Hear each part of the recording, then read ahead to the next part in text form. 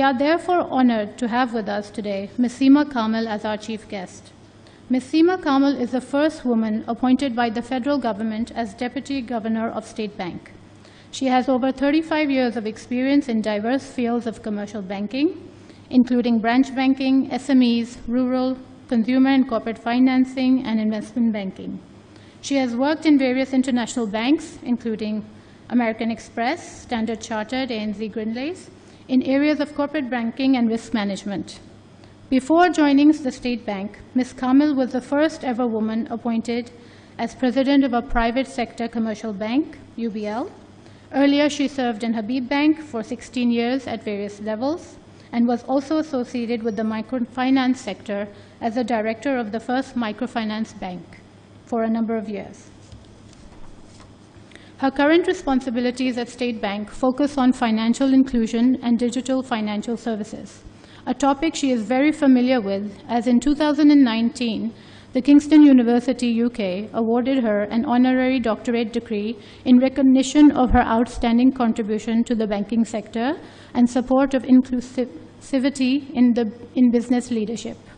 We now invite Ms. Kamil to the stage to share her views on how data analytics can help transform the regulatory environment. Ms. Sima Kamil.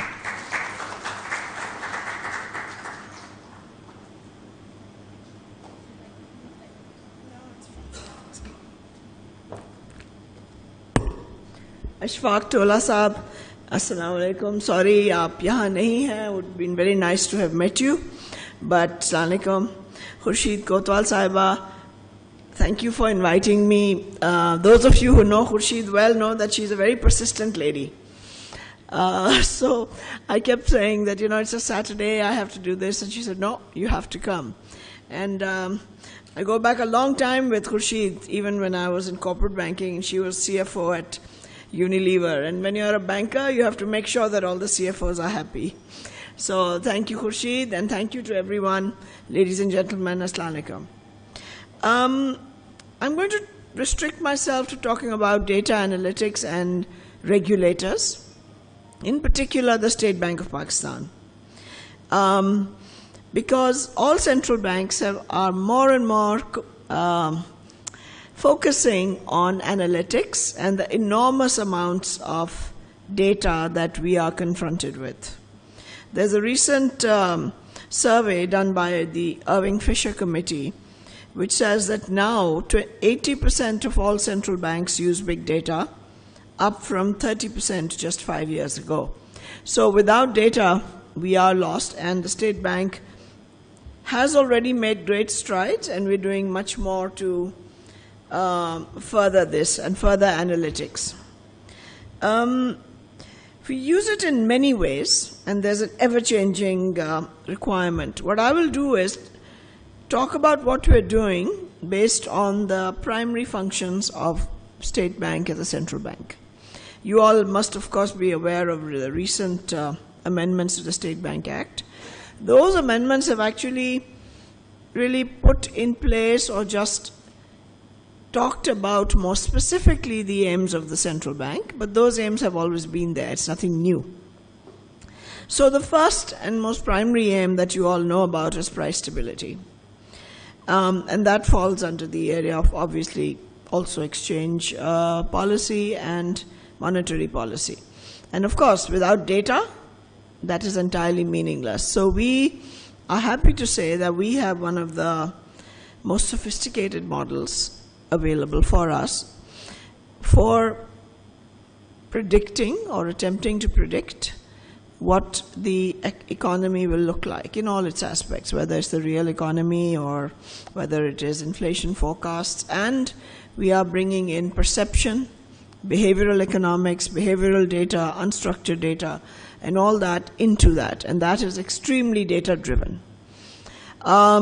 That is an area that is headed by Deputy Governor Dr. Murtaza Sayed, who is the policy head. He has a degree from Oxford in economics.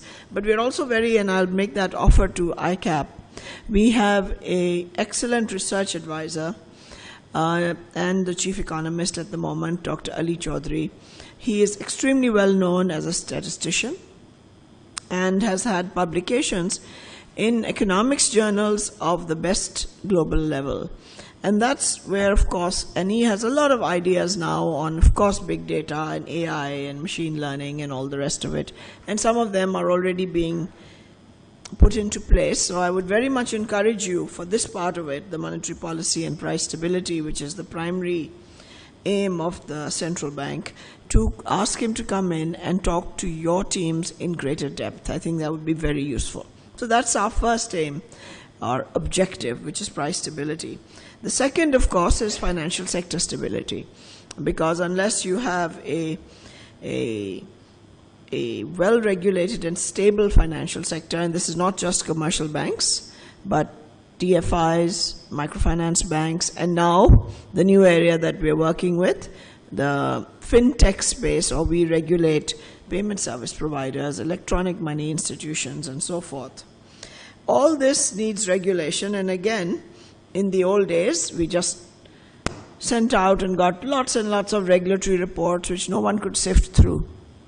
So now we are far more analytical driven. For example, in the old days, there were these inspection teams that went out, and occasionally they do that still. But now we are working on a risk-based supervision model, which again is data-based. So the data comes in, and then using the data and the risk-based technologies and models that we have, we decide where the triggers are and where we actually need to visit, or perhaps on a risk-based, and of course you all know all about risk-based audits and so forth. We can actually, sitting there, decide where our inspection efforts or supervision efforts should be targeted. So that's very important. But now as we move forward, we have RegTech and SubTech, which is regulatory technology and supervisory technology. And I'm quite sure that in the future, we will, for example, not be issuing our instructions in these circulars that sometimes people find very hard to understand in the way that they are written, but in machine-readable code. So these are the kinds of things that we are looking at. We will also be looking at analytics to automate the implementation of our supervisory measures with real-time exception-based oversight.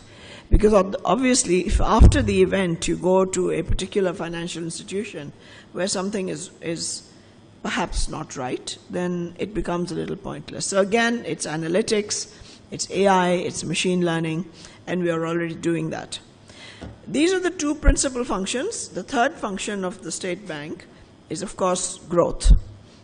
Growth, provided the first two, which is price stability and financial stability, are not compromised. So that's what we do. And in that, we talk about areas of market failure. And unfortunately, because we are a developing country which goes through cycles, as you all know, and given the structural imbalances, we go through cycles which always cause issues. And we have a fiscal issue which causes banks to find very profitable zero-risk avenues. We feel that it is right for us as a central bank to address market failure. And these are a number of areas. For example, small and medium enterprises, agriculture, microfinance, now very much ESG and climate change, which is extremely important for us. And of course, most importantly, I think, the inclusion of women. Again, data and data analytics makes this completely meaningless. For example, we have a policy which some of you may know about, and it's called Banking on Equality, where we are asking our regulated entities to ensure, and we mandate them to have a certain number of women accounts, women in the banking space, with products for women. But the biggest problem was there was very little or almost no gender disaggregated data.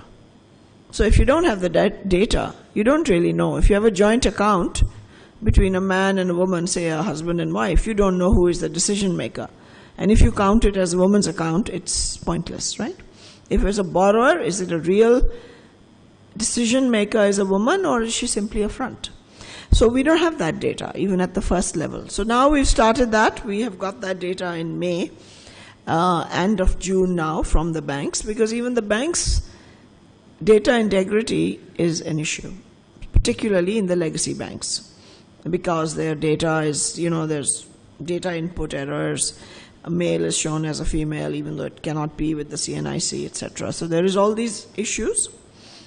But we are collecting that data. So again, when we apply analytics to it, we will be able to actually understand if we have a policy on agriculture, if we have a policy on climate, what is the impact? The impact is useless without proper data analytics. So on the growth and financial inclusion, again, as a regulator, we are doing a lot of work to both get the data and to make sure it's meaningful data, because it can be meaningless sometimes, and then to work on it to give proper results. The last area which is key to any central bank is the payment systems. And you may have heard about a lot of things like RAST and so on. Even that we have to use data to see the behavioral impact of these, because the primary aim there is financial inclusion and the reduction of cash. We have 18 trillion in cash. And our attempts to bring it down have sadly not been very successful. And part of that is there are some areas outside of our control, which is documentation and so on. But certainly payment systems are there. And so we're now doing some interesting work which may interest accountants like yourself in that space. For example, we are now doing a technical sandbox on payments, in collaboration with the IFC, which is a wing of the World Bank. And in that, we will start within a sandbox, and a sandbox, as you know, will allow us to experiment in a controlled way, is going to be open banking.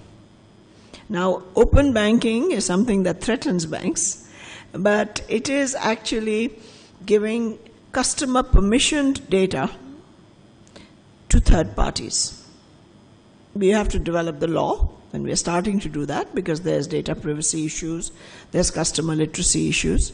But for example, we will now be working with a group of banks along with some fintechs using the sandbox provided by the IFC, and they will be taking, to begin with, dummy data for confidentiality reasons and then using it. But for example, if I can mention a couple of use cases. For example, many of us find filing tax returns quite a pain. I, for one, do, for sure. And so I have someone who assists me. Some of them are chartered accountants, and I have a firm, a well-known firm, who assists me in this. However, they ask me from the bank, and that certificate from the bank, and that transaction details, and it's a headache for me because I have to write to the bank, then I have to get it for them. If we had an open banking platform, then I could give the authority to my accountant or tax advisor to directly access the bank's data. So that is one of the very more simpler use cases, using data and payments and a sandbox to do that data. The other things, of course, get more complex, but if you share transaction data, then you could go and develop credit scoring models. So that too. So our sandbox is going to talk about how we can use open banking to improve financial inclusion to the benefit of a larger part of our population. So that's another one that we're doing.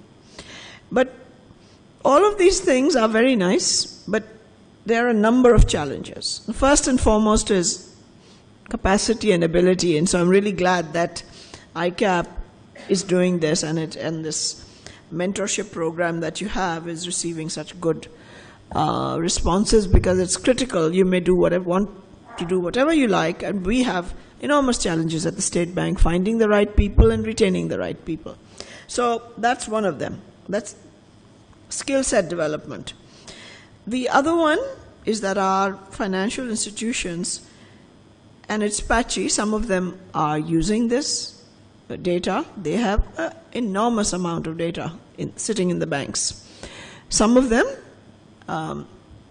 are setting up data lakes, they are setting up proper data governance structures, they are making efforts to clean the data so that they can do analytics. Others are not. So we are going to have to start, and we are pushing them to start using this. Not all of it's a very expensive exercise, it's not cheap. So some of them obviously may not be able to, but certainly the larger banks need to do that, particularly to use AI tools. Some of them already are. Some of them are using robotics already and machine learning. But we need them to use it, for example, in monitoring, detecting, and preventing fraud, looking at transaction patterns. Some of them will be using it for looking at more complex things. Banking is not just transactions and payments. They will have to look at AI to develop savings models, to develop investment models, to develop individual lending models. And we are doing that very happily. We are getting them to do some for using data, for example, for informal income assessment. If you go to an ordinary person without a salary slip, how do you decide if they are creditworthy? That's where your data comes in. You take their expenses. They will all, हर एक के पास एक बिजली का bill तो शायद होगा, एक rent की रिसीट होगी, स्कूल की फी होगी. So we have now with them developing models using analytics to predict or assess their income and hence their creditworthiness. So then again, that is in an advanced stage and is being done by the Pakistan Banks Association, but a lot more needs to be done. But these are some examples of how, as a regulator, we are using data ourselves and analytics, and also encouraging is the polite way, pushing is another way of putting it, but our regulated entities to move further along this path. But done all that, I would like to talk a little bit on data, the pitfalls of data analytics as well. As a regulator, and we are conservative and we're very conscious of them. And as an example, I'll talk a little bit about AI. So the adoption of AI must be safe and it must be ethical. Otherwise, we have an issue. We must manage this balance between innovation, because we get carried away by these, as Dola Saad said, the buzzwords. And we need to understand, and I know as ICAP members and students, you understand that because you're by nature conservative. But we need to understand that there's harm possible with AI. And we have to think deeply about these questions, whether it's policy, whether it's the law, whether it is ethicals. For example, there is sometimes bias within AI models, and we all know about it, and you only have to Google it and you'll find many examples of bias in AI and in data analytics as well. Particularly, it can be a racial bias, it can be gender-based bias. There is those models which we all need to think about. How do we protect against cybersecurity when we have so much data? I mean, we've been talking about that. We have so much data at the State Bank. How do we make sure that these attacks, which will not stop, it's an ongoing battle, how are we going to make sure that our systems and the systems of entities that you work for are able to protect their data? So then cybersecurity, ransomware attacks, and all the rest of it become a major responsibility. And if AI system goes wrong, who is going to be responsible? So there has to be accountability as well. So these are all aspects I hope that in your modules you will be or are addressing, because it's very easy to get carried away by new technologies and new words, and then you get somewhat stuck. So these, in the end, I'd like to talk about, one, I made you an offer that please reach out to us. Sometimes we're very busy, and so we're not that responsive, but please talk to me, and we will have people from our research area, from our analytics area, come and talk to you about anything that we have done and take your input as well, because I'm sure it's very valuable, because ICAP is such a respected institute, so I think some collaborations would be very good. And the other thing I would like to urge you on is, if you are not aware of the State Bank's Easy Data portal, please do access it. It has a lot of information readily available. You can play around with it. You can do, what our chief economist likes to say, I can do cool things with this. So he can do cool things with the data there. So I would encourage you very much to use the Easy Data portal. So thank you for listening to me, and I hope you continue well in this journey that you've gone on. Thank you so much.